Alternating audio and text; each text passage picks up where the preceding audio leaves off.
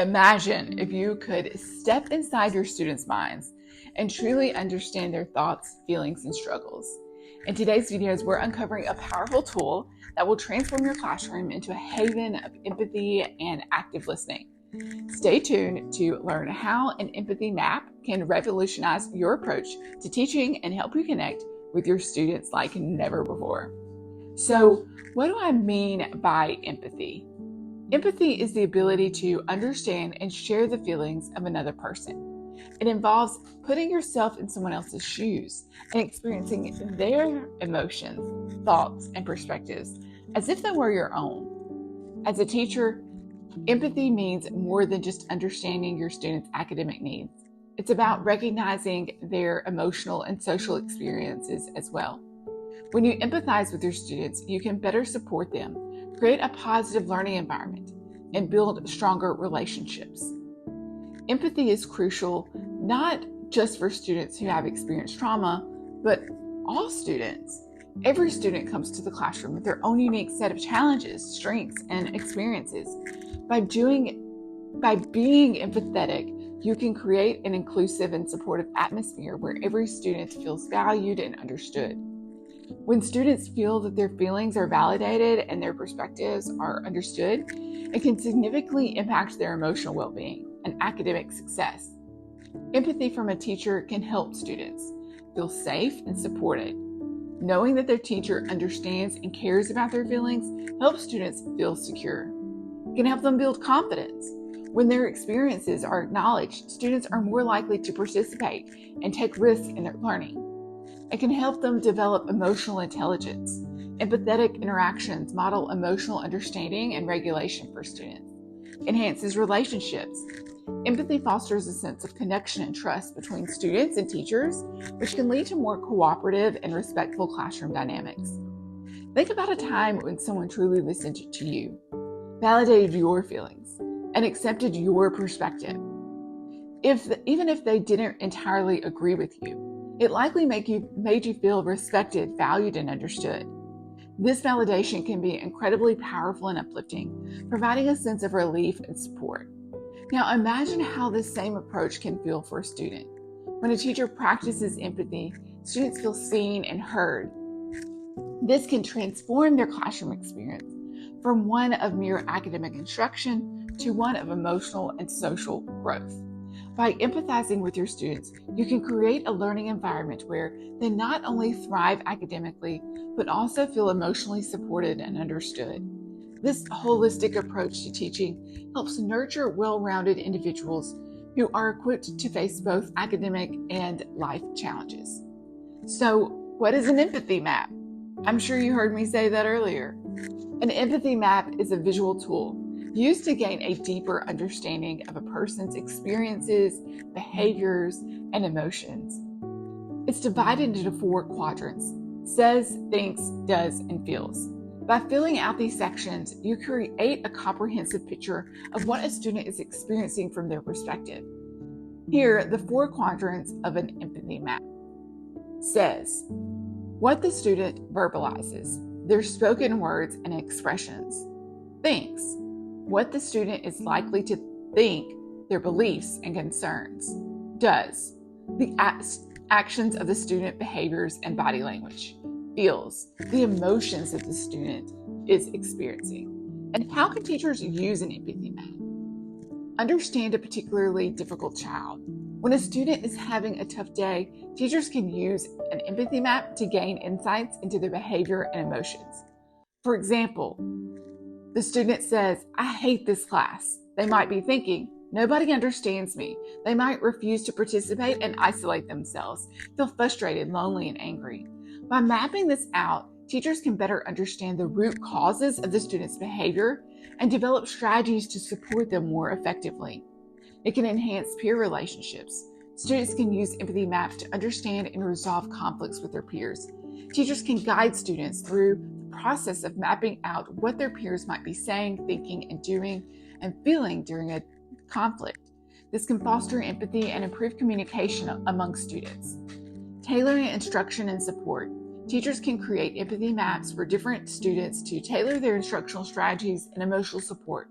For instance, understanding that a student feels overwhelmed by group work might lead to providing more individual support or adjusting the group dynamics.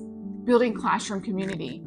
Using empathy maps as a class activity can help build a sense of community. Students can work in pairs or in small groups to create empathy maps for fictional characters, historical figures, or even each other. This activity can promote empathy and understanding within the classroom. It can support social and emotional learning. Incorporating empathy maps into SEL lessons helps students practice empathy and perspective taking. Teachers can use these maps during discussions about emotions, relationships, and social skills. It can be a reflective practice for teachers. Teachers can use these empathy maps to reflect on their own interactions with students. By mapping out what a student might be experiencing, teachers can gain a new insight and adjust their approaches to better meet students' needs. An example of using an empathy map: consider a student named Jamie who often acts out in class. They might say, "This is stupid." They might think, "I can't do this. I'm not smart enough." They might distract others or avoid assignments. They might feel insecure, anxious, or frustrated. By creating this empathy map, a teacher might realize that Jamie's behavior stems from a lack of confidence rather than defiance. The teacher can then provide additional support and encouragement to help Jamie feel more capable and engaged. So, what is active listening? Active listening is a communication technique that involves fully concentrating, understanding, and responding, and remembering what is being said. It goes beyond just having words. It requires engaging with the speaker to truly understand their message. Here are some practical tips for active listening. 1. Maintain eye contact. Show that you're paying attention by maintaining eye contact with the speaker. 2. Use nonverbal cues. Nod your head, smile, or use facial expressions to show engagement. 3. Avoid interrupting. Let the speaker finish their thoughts before you respond. 4. Reflect back.